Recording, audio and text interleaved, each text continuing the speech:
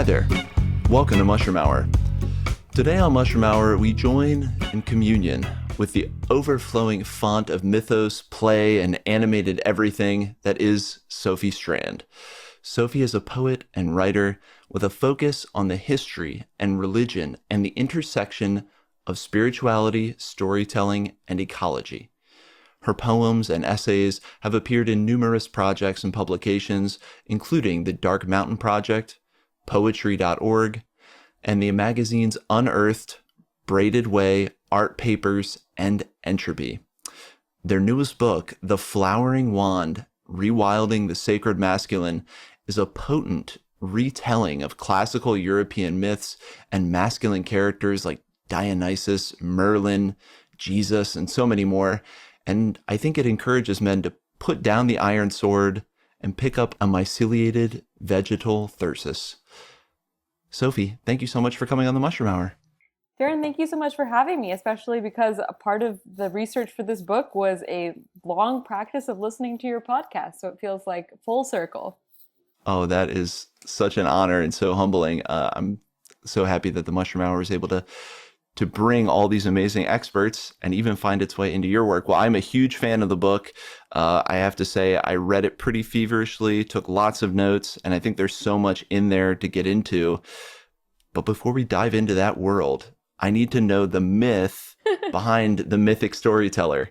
You know, Sophie, how did you kind of find this path of exploring religion and mythology? And then where did ecology come into, as best you can, cobble together some of this myth of Sophie Strand for us? So I was born into a family of religious and spiritual scholars who were really interested in ecology, not theology. So creating interfaith groups that harnessed spirituality with environmentalism and welcomed anyone of any faith. So, and my parents wrote about this, they wrote books, they did research papers, they created groups. So I grew up in a house in the Catskills in the shadow of Overlook Mountain, taking care of rescued animals like opossums and swans and raccoons and dogs, and around rabbis and theologians and Theravadan Buddhist monks and religious scholars. So it was like a compost heap of a lot of animals and plants and fungi, and also a lot of people from different faiths thinking about what mythology and what religion, what role do they play in our lives. And I think that it gave me a kind of empathic plasticity, whereby my parents really showed me it was important to honor the aliveness of different beings, be they mushrooms, be they insects, be they bacteria, and also to honor the different practices of different religions. And to always be asking questions, to never assume that I had the full picture, and to be open to imaginatively failing, to try to imagine being another being, another person, and then to fail. And that storytelling was a really good way to practice this kind of imaginal empathy. I mean, what fertile ground for these ideas to arise. It makes all the sense in the world. But I know for so many, it's kind of this circuitous route where you pick up pieces. And for you, you were kind of born right into the compost heap of all these ideas beautifully fermenting and mixing together. Now, I know before the show you said that you've been learning so much more about mushrooms and fungi, even since the book was written. I guess from this mixing pot that was where you grew up, I mean, were mushrooms, mycelium, was that part of the conversation?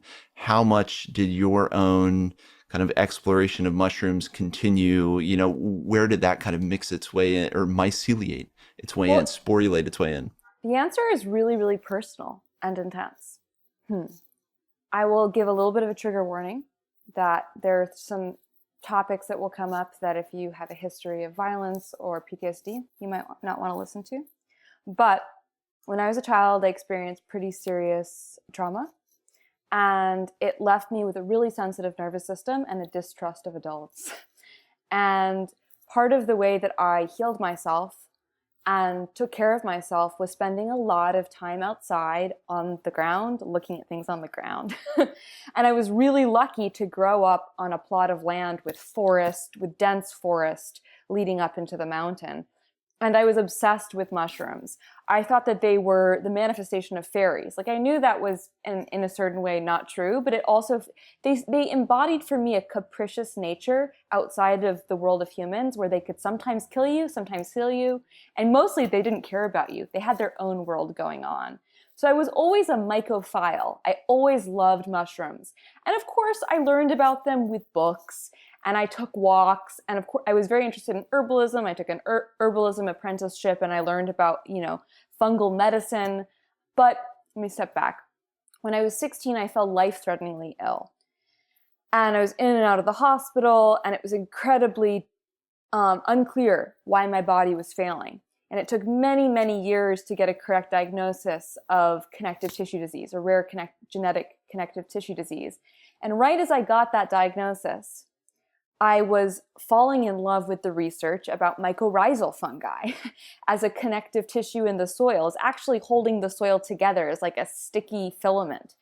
And I realized that while my condition, my connective tissue disease, didn't have a cure, it was quote unquote uncurable, I could complicate my anthropocentric idea of where a cure exists.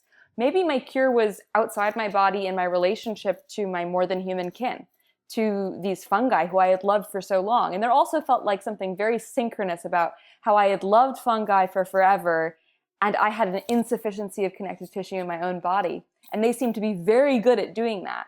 So yeah, I think at that point, and that was about 8 years ago, I really hooked on to fungi as being like my patron saint, my secular saint. I was like, these are the beings I will learn about. These are the beings I will tie my roots to. Wow. I think so many people can find themselves in that story. It's interesting, whether it be through illness like Lyme disease or, a lot of people end up coming to the fungal kingdom, whatever you prefer, through that channel of trauma and pain. And we know there's some answer there. My partner, my wife now, I should get used to that. My wife had a very traumatic injury to her spinal cord and realized, I think, a lot of those same things about, seeing, I don't even know if you want to call it symbolic healing, but it's that idea that it's going to be some other like metaphysical, some other connection, some other energy coming from a relationship or something that's going to give you what you need. So that's really potent to hear that. And that fungi were able to do that for you. Well, I mean, that all explains how we come to a book like The Flowering Wand. But what was that decision to start putting this knowledge into a book? And it seems, coming from this area where I'm sure you're just awash in so much information, just in that environment with parents who are kind of interested in these themes, there's just insights and ideas flying around, I can imagine. So I guess what inspired you to write a book? And then how could you ever take this ever evolving, growing body of knowledge and like translate it into anything that, any like one book or one document? Those are two massive questions. Well, I think the important context, and we're talking about beings that, can't be separated from their context. So we should honor that. The contextual nature of fungi, the contextual nature of our lives. I was interested in being a fiction writer and really interested in how modern fiction didn't seem to represent the convoluted, effervescent complexity of ecosystems. So I'm really interested in what I was calling ecological storytelling where you could smell everything. There were many different trees and species, that it was telling an ecosystem story rather than a human hero's journey. And so that was, I've always loved fiction and stories, and I've been very interested in how certain stories have been used as weapons to destroy other stories. So as I was, finding my footing as a writing and making a lot of money as a ghostwriter, writing other people's books for them, I was completing my own novel, which was a retelling of the Gospels as an ecological green interpretation from a woman's perspective, bringing to life all of the different plants and animals and social and anthropological complexities of the time of Jesus, to really see that it was, it was a complicated landscape rather than just a few set of characters. And to see how uprooting them from their social, ecological, religious context let them become the weapon of the empire that killed them. And so I was interested in doing that in fiction. But at the start of quarantine, I'd finished this book, gotten an agent for it, was reassured by many other writers that it would sell quickly, and it did not. And I was experiencing a lot of intensity in my own life. I was experiencing the end of a relationship, an incredibly intense moment with my health where it looked like my life would be severely foreshortened. I was quarantining alone, my book was not selling, and I had a crisis. I thought, I have to stop worrying about myself. Myself may not last that long. I may not get to live the stories I thought I was going to get to live. I may not be able to publish a novel under my own name. And I thought, I've done all this research on fungi and ecology and myth for my fiction. What if I wrote essays to keep myself alive? Like, what if I wrote essays as a way of keeping my own curiosity moving?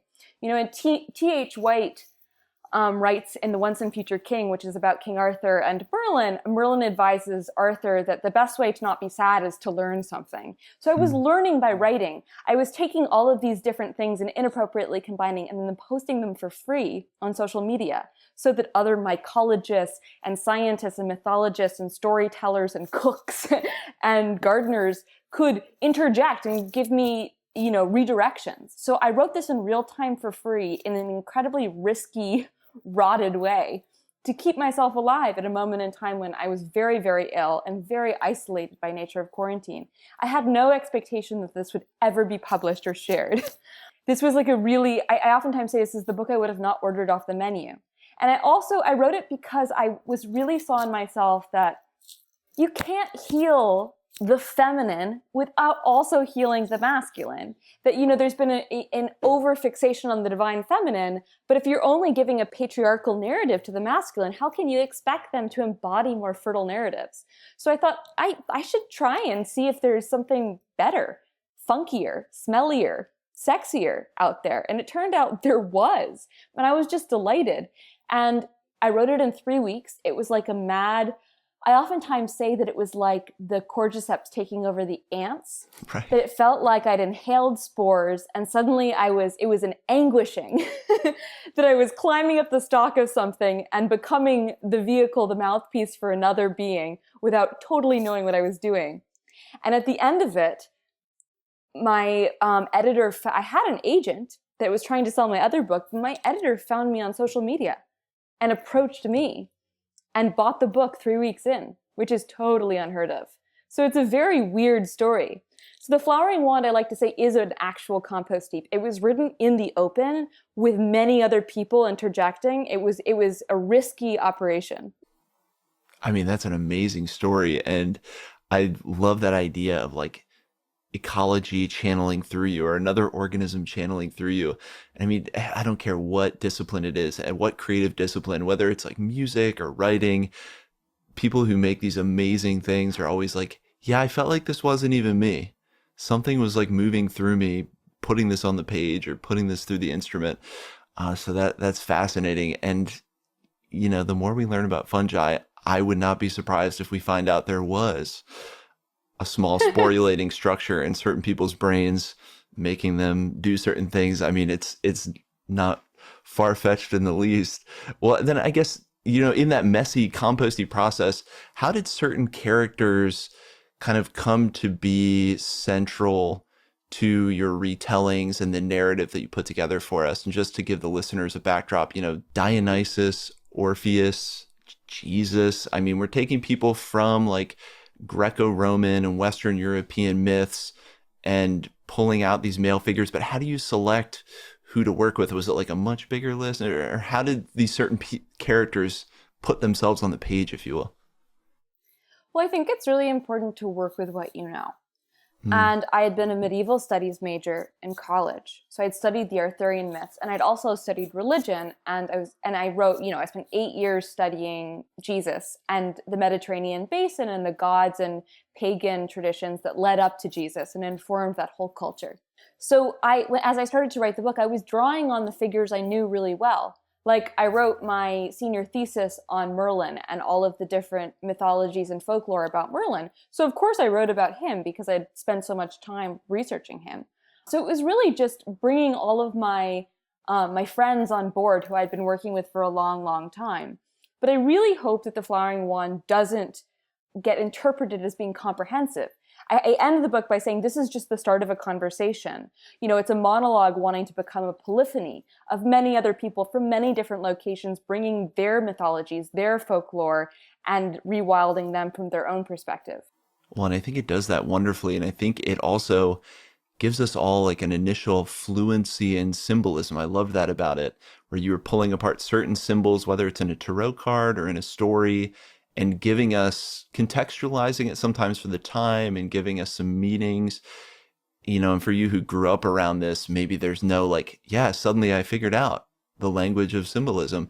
But for people that are interested in these kind of things and looking at myths, do you have any kind of guidelines or, I guess, guiding pillars or principles about when we look at something, maybe it's historical, maybe it's mythological, maybe there's not that big a difference between those two things. But when we look at symbols in these kind of documents from a time in the past, how do we develop kind of symbol fluency? And I know that's such a huge open-ended question, but it's just a skill I wish I had, a superpower I wish I had. Well, that's a really interesting question. And I think I want to approach it from kind of an oblique direction, which is that we have to remember that myths used to be a vessel for our most important environmental information about how to survive.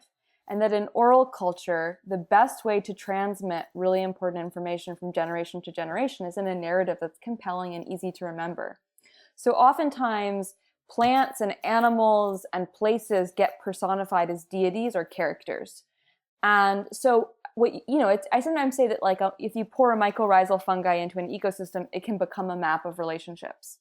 And if you pour a myth into a place, it becomes a map of relationships. Likewise, right. That it becomes, but it's a real map of real plants and animals. Of course, it's hard to see that when you're thinking about them as anthropocentric, godlike beings doing dramatic, romantic narratives.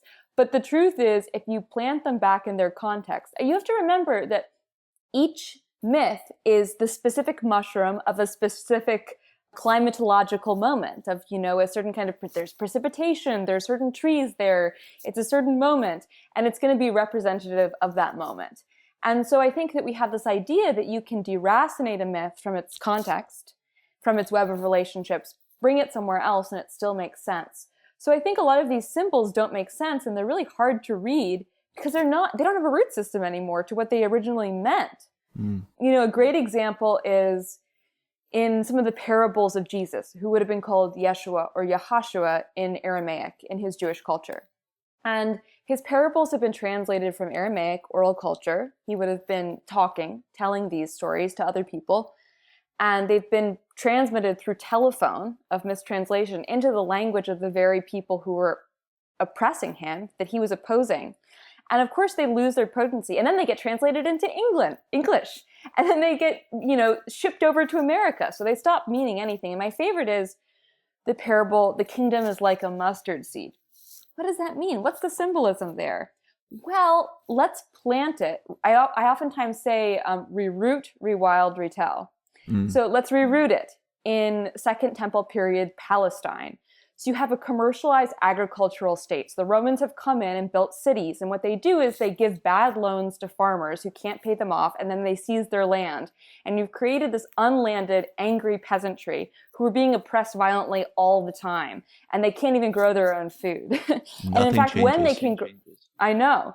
And when they can grow their own food, they have to pay it in taxes. And of course, so there's a really angry population who've been through a lot of trauma. And the kingdom at the time period the word that was actually used, Malkuta, would have meant something much more interactive and less hierarchical. It meant something like inside and outside cosmos. And so that's also important to remember. So the kingdom is like a mustard seed. Inside and outside cosmos is like a mustard seed. So what's the mustard seed in that time period? We think now that it just means it's like a small seed that's a plant that grows. But if you're speaking to an unlanded peasantry who've been through years and years of imperial oppression, When you say that to them as one of them, what you're saying is the mustard green was the most pernicious weed. It would go into your crops and destroy them. So all of a sudden you can't feed your family, you can't pay the taxes, you would die. You would either starve or you'd go to jail. Yeah. So saying the kingdom is not to come, the kingdom isn't some good place where everything is finally fair. The kingdom is right here, right now. So that's also radical. That's kind of intense and hard to swallow. The kingdom is this moment right now where you're oppressed, you're hungry, you're cold. This is the divine. And it's the weed that's going to destroy your ability to take care of your family. Pretty intense. So when you reroot these stories, these parables, these myths, these folklore in their original setting, sometimes something much more radical and environmental comes to the surface. But then, of course, you can't transplant them into our time period now. You can't take this symbol and pretend like it's still relevant. So what I always say is, what kind of storytelling is it doing, and what would that storytelling look like now? For me, what it's telling me is to look at my network of kin in a 5-mile radius around my home, to the plants and animals that are considered to be bad, that are considered to be a problem, and say, what lessons do you have for me in combating imperial capitalist ecocide? So it's not always the exact same symbol as the time it was birthed in, but we can take that as a talisman, bring it forward, and learn those lessons. And that was something so intriguing about hearing the stories and like the histories of the myths and relating different myths together of here's where this myth shows up in a different place, and here's where this myth got changed by a conquering culture. And there was even some interesting examples where myths in and of themselves became these vessels to tell the tale of an earth-based lunar culture getting taken over by a solar culture. And that's like baked into the myth. My question was, that like intentional? Did that just kind of get worked in there on almost a transpersonal level where someone got taken over by the ecology and was like, this story needs to be told? It's really interesting to follow the histories of these myths and see where they were used as a weapon. And one place that stood out in this conversation when I read through the book was Crete. So I just threw out a bunch of things there. I just threw out Crete. I just threw out earth and sky and stuff. So why don't we talk about that a little bit? I think that's the best case example, truly. Yeah, give us a little bit of examples of like, what were these kind of earth cultures, solar cultures? What was Crete? Give us a foundation, some of those dynamics. So you see during the Bronze Age in the Mediterranean basin, you see a mythic system of earth-reverent partnership cultures. And that's to use the phrase and the research of the historian and scholar Riane Eisler, who wrote an incredible book looking at all of the history in archaeology called The Chalice and the Blade. So you see in these cultures that there's a heavy focus on artistry and decorative art and beautiful architecture. And in the preponderance of material culture that is left to us, what we see is a focus on what I say is polyphonic iconography, which is you don't have a single female deity, and you also don't have a single heroic individual. What you usually have are what you see originally on cave walls thousands and thousands of years before, which is herds of running animals, chevrons. You see swirls and spirals and labyrinths. You see sometimes a goddess figure flanked by lions and bulls and snakes, and occasionally men with their hands up in praise of these assemblages, these holobiont beings that are composed of many different species. And the really interesting thing is that Riane Eisler says that what a culture does not depict in its art can tell us as much about them as what it does depict. And what you don't see in these Mediterranean basin Bronze Age cultures is depictions of violence or suffering or death or heroic individuals. Like, you don't have monuments to kings at this time, but you do in certain places, but on Crete you don't. So Crete is, a lot of people say that Crete is the last holdout of this much earlier Paleolithic cave art sensibility. It's the last place it really thrives. But what happens is at a certain point, and there are many different theories. There's a theory that Mount Terra volcano erupted and destabilized Crete, that there were successive sea people invasions. You know, there are a lot of theories about what destabilized their culture finally. But what we know is that the northern Greek populations came down and destroyed them, and that they reinstated their own Mycenaean culture. And when they did that, they retold a lot of the same myths that had lived there. And, I think what they realized is you can't get rid of these myths. They're deeply entrenched in the people. They're rooted in the land. But what you can do is you can write over them and co-opt them so that they actually justify your violent extractive culture. I think the best example is, so we have the Greek and then the Roman version of the Minotaur. And so the Minotaur is considered to be a monster, a bull-horned monster that eats humans at the center of the labyrinth the Daedalus built. And his sister Ariadne is a princess, and she knows the way through the labyrinth, and she's the only one who knows the way through the labyrinth. And Theseus, the young Greek hero, half deity, comes to Crete and tricks Ariadne, or compels her, seduces her into giving the secret about how to kill the Minotaur, her brother, and kills the Minotaur, absconds with Ariadne, sleeps with her, discards her on Naxos, and goes off to become the epitome of the Greek hero, who slays the dragon, slays the monster.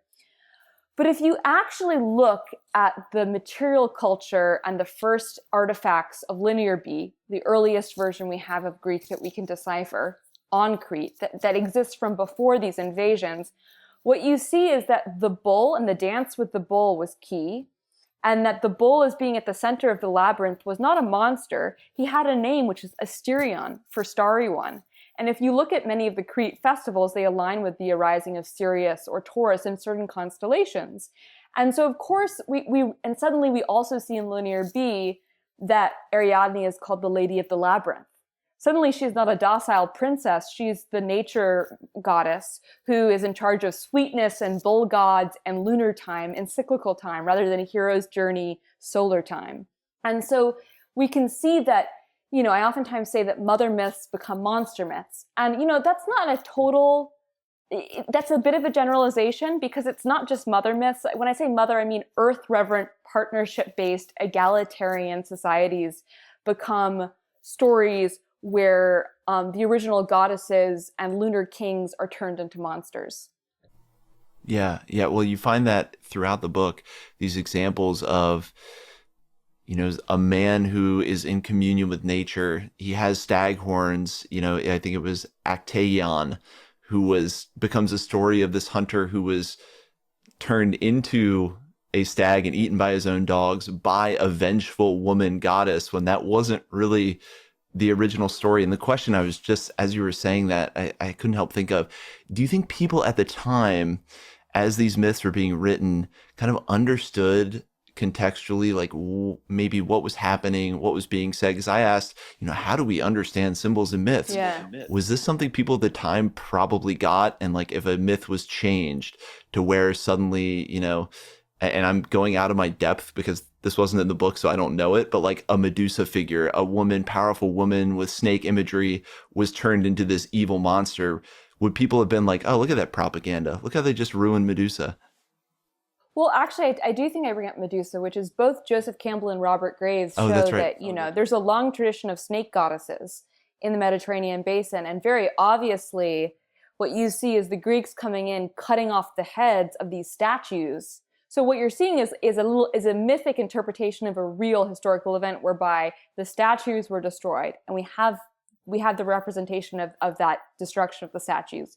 We have these headless statues, destroying these deities and making them into a monster, making them into the head of Medusa that you hold up. Yeah. But I want to shift back to your question about whether this is intentional or whether it happens in a kind of slow, unintentional way. Yeah. And I think that the answer is both. And I want to actually shift to science, which is the most biological novelty doesn't necessarily happen by forking, but by fusion and moments of symbiosis and endosymbiosis.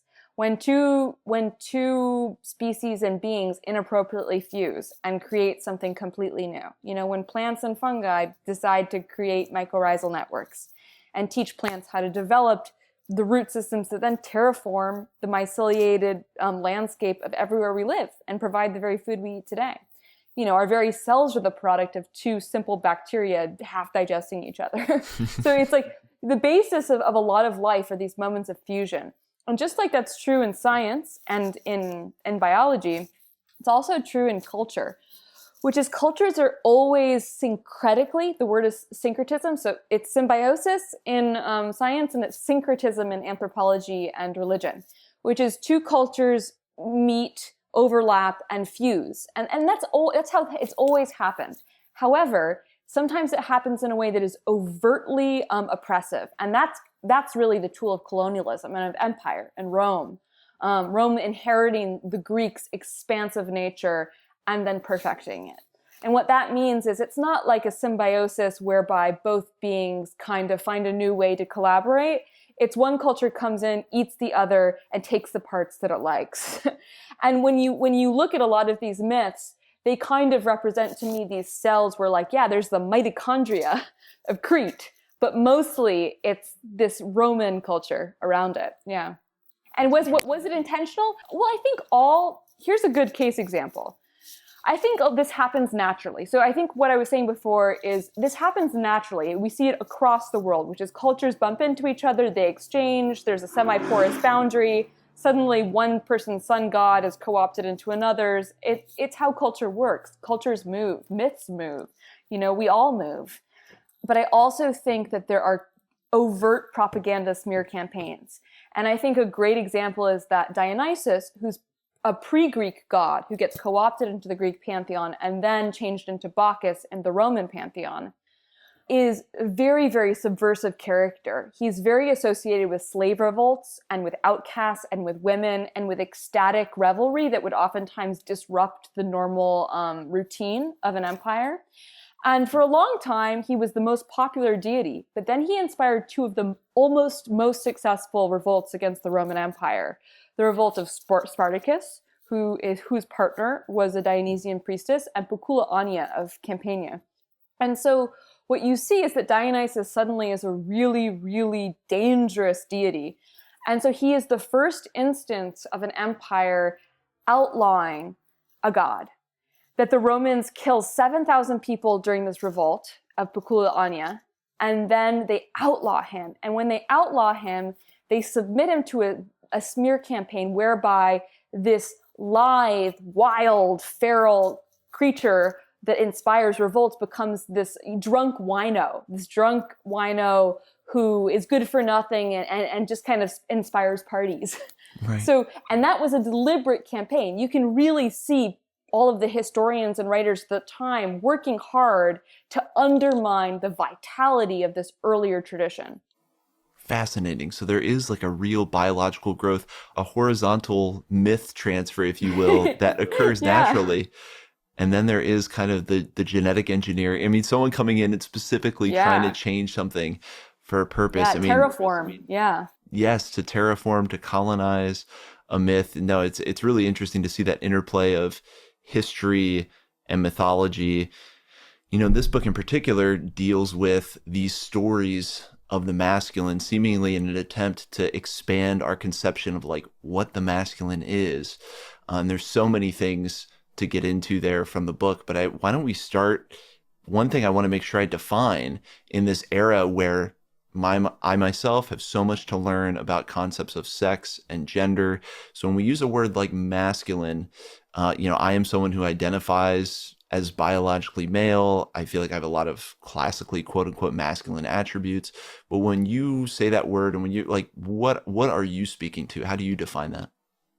So I think it's really important to identify between like assigned male at birth, biological sex, which is a kind of, shortcut that's taken in the sciences to make certain conclusions, but doesn't necessarily explain the diversity of sexual and biological expression in any species. Right. There's a great book that just came out about this called Bitch by zoologist Lucy Cook that I really, really recommend. But I think about gender as it's been enshrined in human culture as a pattern of behavior, a morphic field.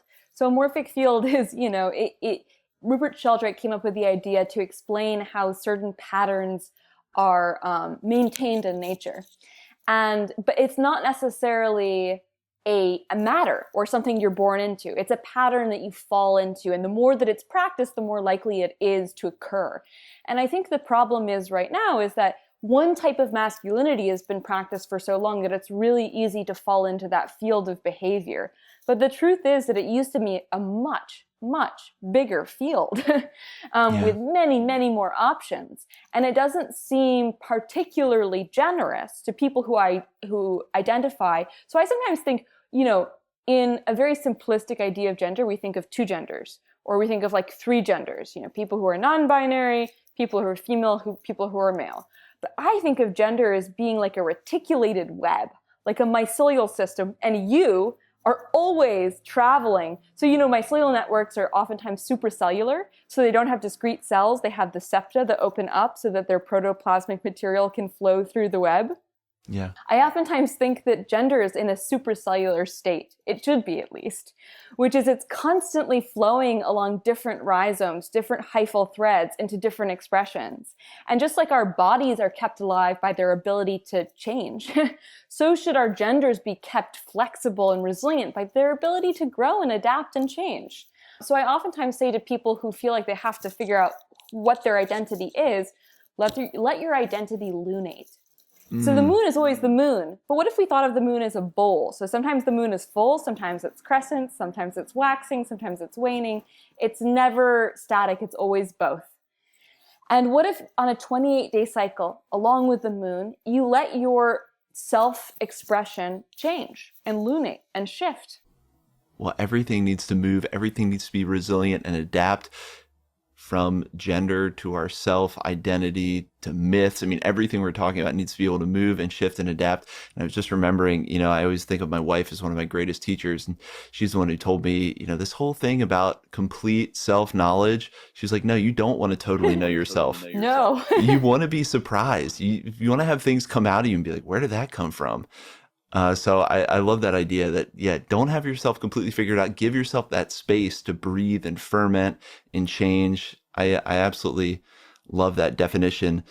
But as we're talking about like earth traditions and solar traditions, and I'm probably oversimplifying it, but it seems like this earth tradition had a much more, I don't want to throw words out that aren't kind of something you believe in, but like earth traditions see kind of a more ecological self, a more permeable self. There's a lot more fluidity to how they see, masculine and feminine in a lot of ways. And then the solar tradition kind of has these patriarchal forms. And those symbols I love, the thyrsus of kind of this earth tradition and the sword, kind of this solar tradition coming to the fore. In reading the book, I think we all like the earth tradition. We all like the thyrsus, the earth tradition. It's fecund, it's abundant, it's fluid, it's flexible. We love it. So, and again, I'm throwing massive questions at you, but I love it. Why did the solar kind of sword-wielding patriarchal belief system, what needs did that serve maybe for those cultures? Because ostensibly, they kind of had a choice. Because at the time, when Crete was still around, some of these other cultures were still around, they knew that was a belief system. The snake and the deeps of kind of these of these earth systems was there. And they, for some reason, were drawn toward this solar sword, singular hero. So, how did that even take root, or what needs do you think that served for people? Well, it's always interesting to perform some kind of mythological forensics, but there's no way we're ever going to find the actual cause. So I just want to predicate what I say with, this is all imaginative and, possible.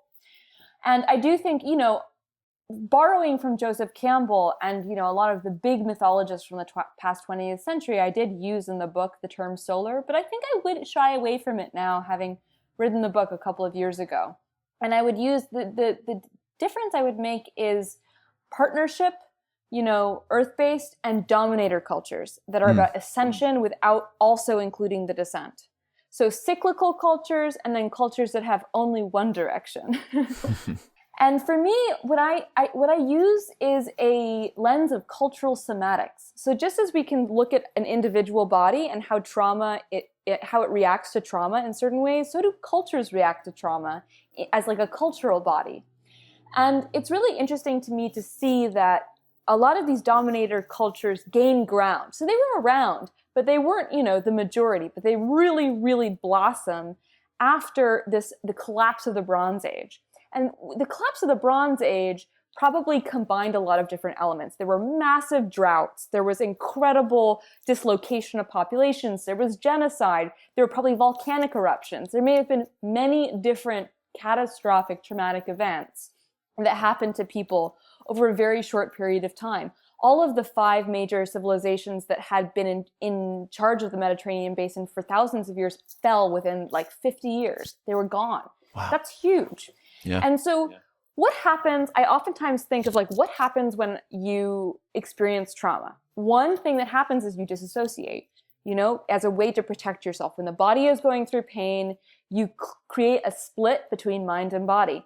And what do we see directly after the collapse of the Bronze Age? We see Platonic philosophy. We see in many different religions a split between mind and matter, between ascent and descent. So beforehand, what you did is you had was a much more holistic idea of spirituality, that death was included, the body was included, animals were included, and suddenly the body and your actual physical somatic life could be very painful and hard. So it was much easier to want to ascend and to create in Eden at a distance, another place that you could strive towards. So you see that in philosophy, and you also see it in religion. And so I think these dominator cultures arise alongside this mind-matter split that then, of course, eventually becomes Cartesian dualism. I oftentimes say that, like, theology has just become science. You can change the terminology, but the split is the same. And we should be really careful about understanding that and how it could inflect our science, our seemingly objective science. But yeah, so I think the split between mind and matter starts as a survival mechanism. And I want to be deeply compassionate about that. But that survival mechanism over time becomes problematic. Just as survival mechanisms on an individual basis can become problematic after the traumatic event. So yeah, I think a lens of cultural somatics is what I use to try and massage why that could have happened. I absolutely loved that insight, especially you brought it up in the context of the Gnostics. Yeah. And dealing with just, I think it's called like, what's the matter? And this idea that, this total separation from matter, we're just going to transcend this ugly, dirty place. And when you related that to someone kind of popping out of their body or popping out of matter because of intense trauma, it's like, oh, that makes so much sense. And of course, this book is written for kind of certain times and places. It's starting a conversation, but you wonder about certain Eastern traditions where there's kind of like, let's meditate until we totally ascend into the spiritual out of the body. And I wonder if we would find some of those similar patterns of repression of those societies and things of that nature. Yeah, I mean, I never want to universalize or generalize and try and say that an explanation explains everything. And I also want to honor that all of these religions are incredibly fertile and have saved many people. So I'm never demonizing any religion.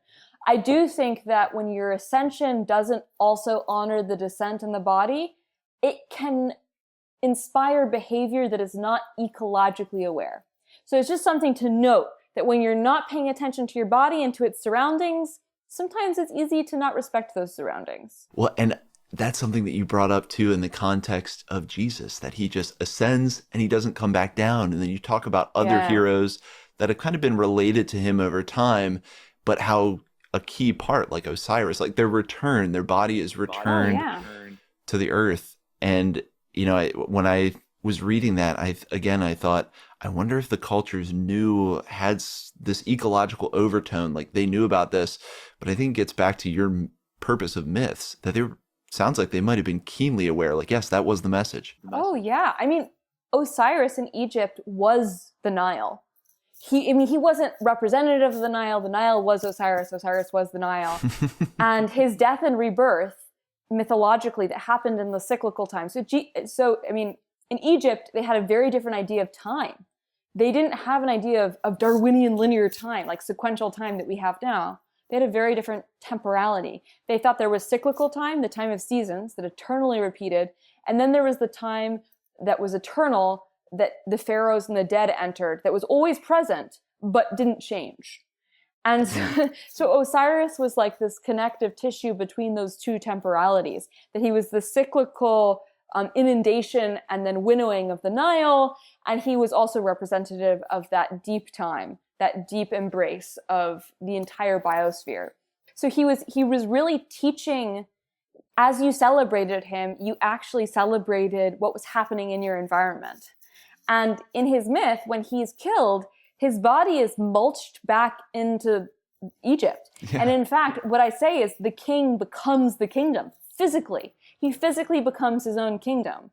And so there's this acknowledgement that you have to become edible. You have to feed yourself to your environment eventually and continue the cycle. That if you interrupt the cycle, problems happen. As you were telling that story, I love the part where you talked about too that the God, it isn't a singular thing. Like it's an assemblage, but it's also not just organismal. It's like movement. It's, I think at one point you called it a birth.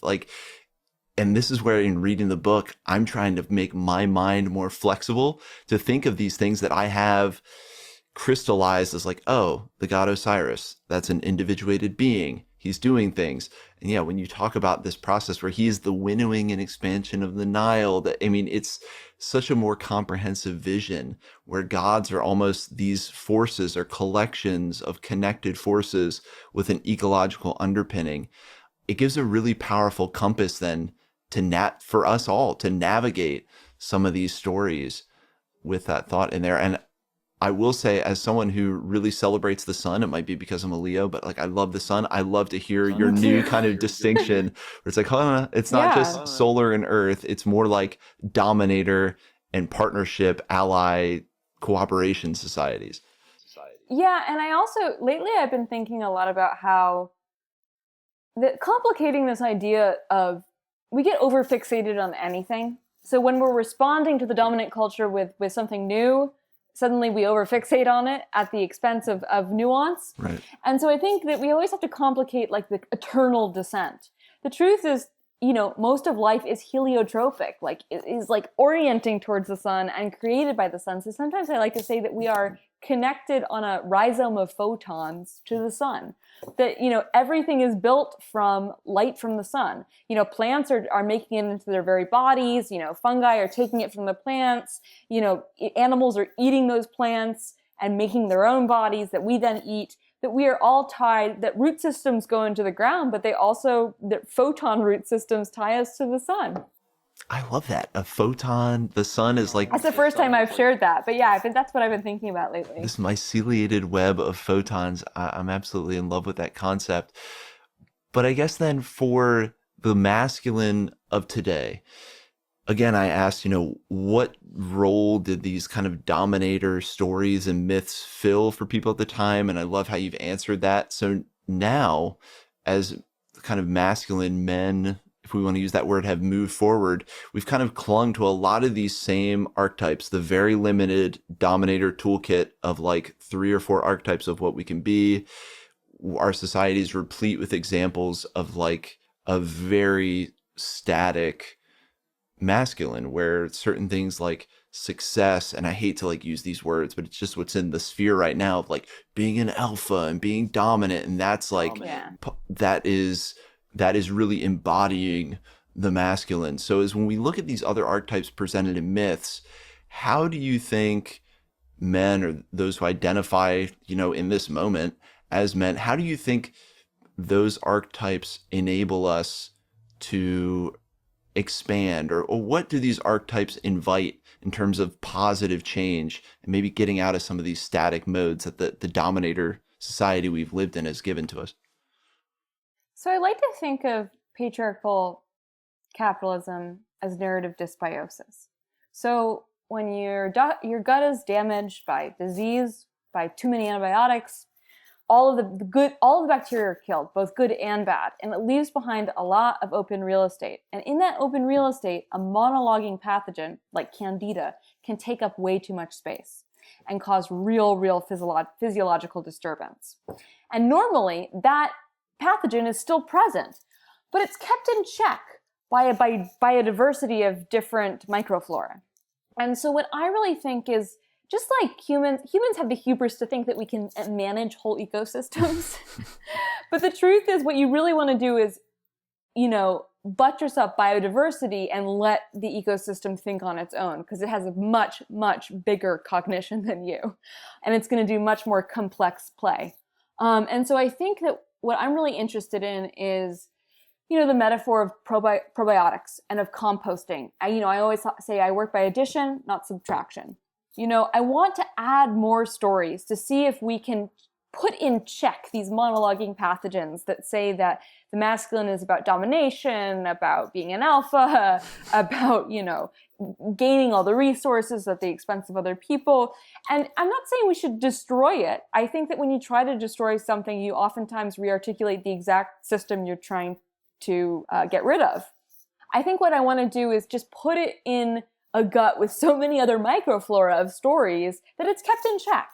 And so what I'm really interested in is starting a conversation where there are a lot of different archetypes. And as someone who's very, very interested in ecology and who's worried that myth, as it was deracinated from its environmental roots, has become too anthropocentric, what I'm really interested in is, can we look to archetypes from nature, from fungi, from insects, from plants? Like we're only looking for archetypes from our human world, but we might have a lot to learn from different beings. I love that. And that's what I love telling people when they ask me about mushrooms or fungi. Like, you don't understand. The most exciting thing about these organisms for me is how it shifts human narratives. Because we're constantly looking for something to model off of, whether it's, this person is the lion, or medieval times, this person in this role in society is the head, you guys are the feet. Or so what does it mean now that we have this new prompt to try to stick our narrative, map our narratives to, this has, split gill has 30,000 genders, and look how these things cooperate. Yeah, exactly. It's man, how does that shake things up? And I love that. And that was at the end of the book. It's a question I had throughout. It's man, why does this exist and persist? And I love that you brought that back to this kind of ecological narrative. This thing is overexpressed, and we need to bring some of these other masculine archetypes, symbols, ways of being back into the conversation to kind of put this thing back in check. And not necessarily get rid of it. There are times where that may be useful. I guess for me, there might be times where being able to swing the sword, my wife likes to say, cut through the BS, is kind of useful. And sometimes going from point A to point B linearly is useful, but then it's nice to be able to pop out and be super flexible and play a lyre and be fluid. Yeah. And I think what we need is more options, not less. Yeah. And when you have that toolbox, so I think we're at a moment when we're about to see really unpredictable social and climatological change. And what we need isn't one idea of how to respond, but an improvisational toolbox that will help us to have many different ways of responding to unpredictability. And so what I really want is an improvisational fluency. So how can we begin to develop that muscle? Yeah, well, and I think that's a tangible thing from reading this that affected me as someone who's identifies as a man. I thought, how can I embody some of these more playful and flexible archetypes in certain situations where my default might be frustrated and get angry because I'm not getting playful or being humorous. So I think there's a very tangible takeaway. Another part that I really liked was for the masculine. You gave some tools that classically were considered in the domain of the feminine. And one that sticks out because you reference the symbology is the tarot. How do you feel like the tarot is a useful tool? And how do you feel like the masculine could use this tool to great benefit? Well, it's interesting. When I wrote the book, I had been making money as a tarot reader. So I was naturally drawing on those archetypes. So I wasn't saying that the tarot was more important than any other epistemology or oracular tool. Right. What I was mostly saying, and I want to summon the work of the scholar Mina Salami, who says that we've been so stuck in this Euro-patriarchal rational epistemology, this way of knowing that's actually very, very narrow, that we need to widen our ways of knowing. That there are organismic ways of knowing, there are sensual ways of knowing, there are intuitive ways of knowing that our ancestors used all the time. And they actually, those tools help them predict the weather, help them respond to shifting climates. They were really, really useful. So I'm trying to widen this conversation out from the tarot by saying that how can we give sensuous, intuitive knowledge back to the masculine, especially given that the masculine was a magician for a lot of history. Some of the earliest cave art are these masculine figures in this magician role holding a wand.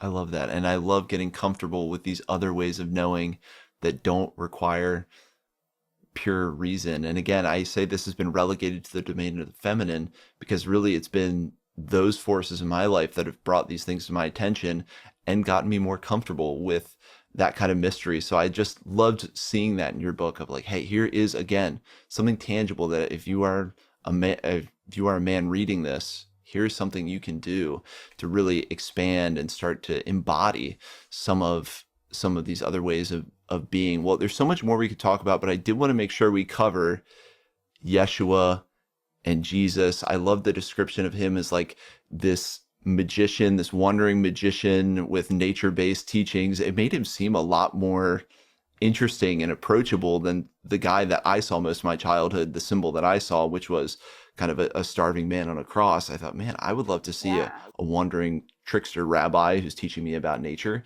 So in particular, talk about that figure of Jesus and kind of what you learned about him and about his teachings and, maybe how he changed and in particular, why it's important to really recontextualize a figure who is kind of the central piece of current kind of Judeo-Christian beliefs. Yeah, so I want to complicate the use of Judeo-Christian because it's a very complicated term, because the truth is that the Jewish people have been oppressed by the Christian people who came and co-opted their teachings and then oppressed them and genocidally killed them. So we have to be really careful when we use that. Yeah, lumping those two together does not seem appropriate given that context. No, but it's typical. Most people do it. It's just something that I in my work try and be really sensitive to, especially because what I'm really interested in is replanting Jesus as a failed Jewish teacher. Like as someone who was at the start of his teaching, was really, really combative, was complicated, was heterodox even within his own religion, and then was killed before he could develop his teachings. But that if we replant him let me back up a little bit. So the Jesus we have today is the Jesus that Rome gives us, is the Jesus of Rome, of empire, of Constantine.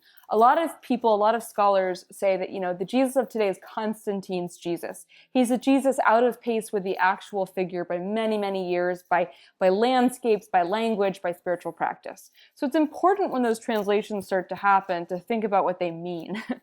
How does Jesus become the figurehead of the very empire that he was trying to combat with his anti-imperial storytelling? I, of course, did this research for a piece of fiction. But I was really interested in how this tragedy happens, how we turn a tragedy into a miracle, and how this person who seemed to be very nonviolent, really interested in inviting everyone to the table and healing everybody and opposing empire, suddenly becomes, the figurehead for sexism and exclusionism and colonialism. Like, how does that happen? And how it happens is that you have this really revolutionary figure, this individual who is Galilean. So Galilee was the northern part there was Judea and Galilee. And Judea was situated around Jerusalem. And it was much more scholarly and it definitely was more Hellenized. It was more trying to collaborate with the Romans, and not in a way, in no way saying collaboration is a bad thing. They're trying to stay alive and keep their religion alive after having been subsequently dislocated to Babylon and oppressed by many empires. They're like, we would like to keep our religion alive. We would like to be able to live. In Galilee, you have a much less educated peasantry who are much more revolutionary, and thus are also submitted to much more violent campaigns against the Romans. So there will be a revolt by Judas the Galilean, and then 2,000 women and children will be killed. That happened when Jesus, the historical figure, was probably around 4. So just, we're planting him in a context of he probably couldn't read and write. That the literacy of the time period has been greatly overestimated. Only 2% of the Judean population could read. So even in part of the elite culture, only 2% of the elite culture could even read. So if he's a Galilean peasant, he's probably part of the giant tradition of oral storytelling. And at that time period, Judaism really focused on your ability to extrapolate on religious texts and talk about them in conversation. So that's also a totally different thing, which is, can your spirituality shift? Can it change? Can it be relational? Can it be responsive to your circumstances? And so there's so much more complexity when you begin to plant this person back in their sociopolitical, ecological context. And so I'm in no way trying to say that Jesus is an important religious figure who could be helpful now, but given how much damage he's done, what would it mean to look back at who he may have actually been before he was consciously mistranslated by empire? Yeah, and I just love your willingness to tackle a character like that. And for someone like me who was raised Christian, Catholic, this was all new information. And you just think, why weren't we taught maybe some of this basic history that would help us understand this historical figure better? So I just loved your willingness to like play with this and see maybe the truth behind this and how we can better recast or understand. And, that leads us to the kind of the wrap of the book, which is so beautiful, which is like bringing a lot of these kind of different masculine archetypal figures, characters together in kind of your own retelling of returning them to the compost heap and giving them some healing. I mean, is that what we need to do? Do we need to kind of heal and re-understand, recontextualize, plant these characters back into the earth they came from, and then they'll be able to offer us beautiful insights and narratives once more? Do we need to create entirely new characters? Do we need to do both? I mean, what is the future of our mythic storytelling in kind of our westernized culture where these characters predominate? Great question. So I think that, we were talking about this before the interview began. There's nothing new in the world in terms of material. We are recombinatory silhouettes of cosmic dust. And that, there are, maybe you look new, but you're old. your body, I oftentimes say your body is an ancestor that, Yeah, literally. Literally combined. There could be matter in you from a dinosaur, from, a Cambrian lake, which is, for me, that my spirituality is very biological. Like, who needs stories about sky gods when, if you look at deep time, you're like, whoa! Absolutely. Ancient microbes, be my god. Yeah. They knew how to do things. I mean, I oftentimes say, like, the microbes that sustainably kept the biosphere stable for millions of years should be the people we really look to. But to answer your question, I think what we can do is, we have been harmed collectively and personally by certain myths. Myths of capitalism, a certain kind of white Christianity have wreaked harm in our lives. So it's helpful to compost them, to reroot them, to rewild them, to mulch them with new stuff and see if they sprout something new. But I do think that right now it's about, we need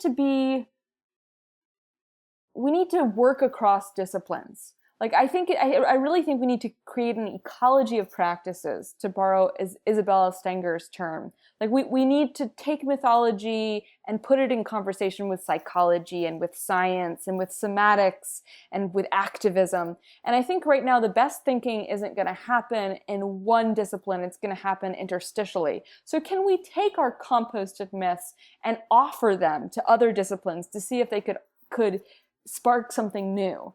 I really like to put things together that aren't supposed to be together. Like, that's why I use the compost heap metaphor a lot, which is you throw a lot on it that's not supposed to touch, and then suddenly you have a lot of wildflowers. Yeah, absolutely. And you wonder if at the time when so many things like science and magic and alchemy and psychology were kind of blended together with different practitioners, and many of these stories and narratives probably emerged from that kind of Yeah. cross-disciplinary gestalt that came up with these various characters or transformed existing characters. I mean, it's a fascinating trip through time. And you answer one of my other kind of big questions I had, which is, what is Sophia Strand's spirituality? And I guess to kind of continue on with that, how has your view of your physical reality, your like interpretation of this reality changed as you've gone through the process of examining myths and then understanding deep ecology and yeah, looking at your hand and seeing a Precambrian lake? How does that change kind of how you move and how you see the world? And what is your kind of spirituality today? Thank you for asking. So I call myself a neo-troubadour animist. I want to And be one of troubadour those. was a tradition, a wandering tradition of bards in medieval Europe that would tell love stories. And an animist is, a very generalized anthropological term for many different practices that if we really simplified it believe that everything is alive. But I believe that everything is alive differently than me. And that keeps me asking questions. It keeps me dynamic and it keeps me humble. And so I think my spirituality is, like a friend recently called me a biotheologian, which is I find science to be deeply aligned with my spirituality. That for me, I'm really interested in matter and how science provides a portal into magic that doesn't need to be supernatural, that's inherently natural. And that's where I find the deepest comfort, are in these deep time scale stories of ecosystems and collapse and symbiosis. So I think my spirituality is microbial and promiscuous and leaky. I love that. I love that definition of spirituality. And I think it hits on so many people that I've spoken with who really dive into the world of microbia and mycology. They kind of come away, and that is the spiritual following. So maybe there will be a church of the microbial that will Well, emerge. there's have you heard of the work of Shiv Watkins and microanimism? No, but that sounds like exactly what I'm Check talking it about. out. It's amazing. Yes, it's kind of exactly what you're talking about. Yeah. Yeah, it's absolutely fascinating. And you have to wonder what new myths will emerge from that. Will a future story of the Minotaur involve microbes, or will we cast these characters in a microbial world? Something I've been fascinated to recently was with an artist who is very cognizant of playing with scales and how we think there are these different Huh. worlds because there are these different scales, but they're all happening all at once. So All at once. the microbial story is just as important. I mean, it's happening right now. So I'm excited to see how the microbial myths will change. And I love the word mythic mycelium, but how the microbial myths will emerge and change. And that gets into, what the future work is for you. And like I said before the show, you're an extremely prolific writer. I love reading all of your poetry. I'm like, how much Oh, thank you. can one person write like such well-written stuff? So many like heavy ideas that you're kind of like sticking your hands in and playing with. So what are the future work or projects that you have in mind or want to bring into being?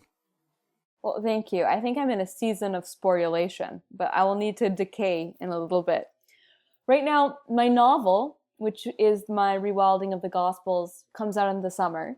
Mhm. So that's my kind of actual ecological storytelling. That the Flowering Wand is a lot about the theory and the scholarship and the ecology. And then the Madonna Secret is like, can I actually walk the walk? So hopefully I did walk the walk. And then my upcoming book is a lot about recontextualizing disability in an ecological lens. So using deep ecology to really look at what it means to be sick without a cure. I oftentimes say the body is a doorway, that your wounding is a portal out of an anthropocentric narrative. And so that book is being finished as we speak. Yeah, and there's so much there to the transformative power of pain and trauma and how it can be a portal. That's fascinating. I'm excited to hear it. And like I referenced that last chapter in the book of the retelling of these masculine wounded figures coming together with their spear wounds and with their, and kind of going back. I thought it was so well written. I thought she needs to write us new myths. So I'm very excited to read that future work. Thank you. And of course, we'll include all the links to all the pages and everything in the show notes. But where can people find you and connect with you?